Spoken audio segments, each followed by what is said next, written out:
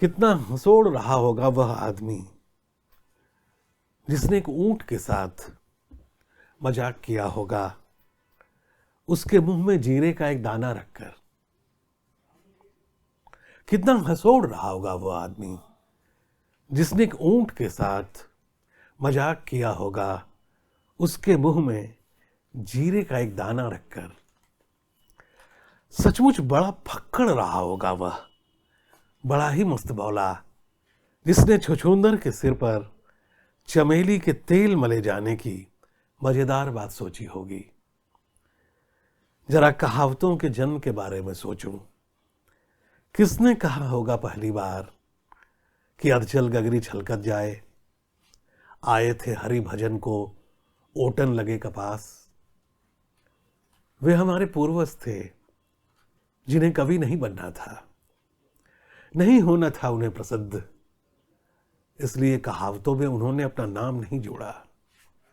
वे जिंदगी के कटु आलोचक रहे होंगे, गुलमुहर की लाल हंसी हंसने वाले, समय को गेंद की तरह उछालने वाले, अपनी नींद और अपने आराम के बारे में खुद फैसले लेने वाले यारबाश लोग रहे होंगे वे। उनमें से कोई तेज तर्रार भड़भूंजा रहा होगा जिसने पहली बार महसूस किया होगा कि अकेला चना भाड़ नहीं फोड़ता। कोई उत्साही मल्लाह रहा होगा जिसने निष्कर्ष निकाला, जिन खोजा तिन पाइयां गहरे पानी पैठ। क्या तुम उन अनाम पूर्वजों के साहस की तपिश महसूस कर सकते हो? जरा सोचो, उस दिन क्या हुआ होगा जब उन्हीं में से किसी ने एक ढोंगी की ओर उंगली उठाकर कहा होगा, मुंह में राम बगल में छुरी। उन अनाम पूर्वजों ने डरना तो शायद सीखा ही नहीं होगा। जब मौत भी उनके सिरहाने आ खड़ी होती होगी, वे उसे चिढ़ाते होंगे रंगा सियार कहकर। अब नहीं दिखते वैसे मस्त मौला, फक्कड़ और साहसी लोग। नहीं रहे जिंदगी के कटु आलोचक, और इसीलिए दम तोड़ रही है कहावतें।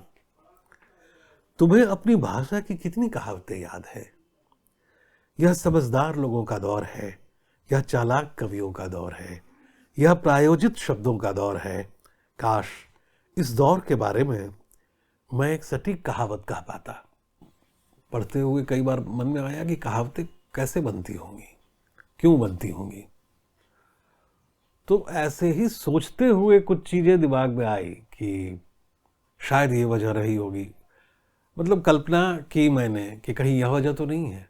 फिर धीरे धीरे वो पुराने समय में जा कर के सोचना, और फिर धीरे धीरे उसको लेकर के आज के समय में आना, तो वो एक प्रक्रिया हुई इस कविता में। वह प्रक्रिया इस कविता के पीछे है। कहावतों से ही ये शुरू हुई कि कहावतों पे कविता लिखी जा सकती है। यह ख्याल पहले नहीं था, लेकिन कहावतों के बारे में यह सोचना जरूर में अच्छा लगा, या एक तरह का रोमांच महसूस हुआ यह सोचने में कि यह जो अमुक कहावत है, यह पहली बार किसने कहा होगा। अगर पहली बार कहा होगा, हो सकता है अनायास किसी ने कह दिया हो। तो ऐसे ही मतलब मजे मजे में ही यह कविता एक तरह से बनती चली गई, यह सोचते हुए कि कहावत कैसे बनी होगी और किसने पहली बार ऐसे कहा होगा। फिर जब कागज पर चीजें उतरने लगी तो फिर एक दूसरी प्रक्रिया शुरू हुई, और उस कहावतों के बनने को आज के संदर्भ से फिर वो जुड़ती चली गई वे चीजें।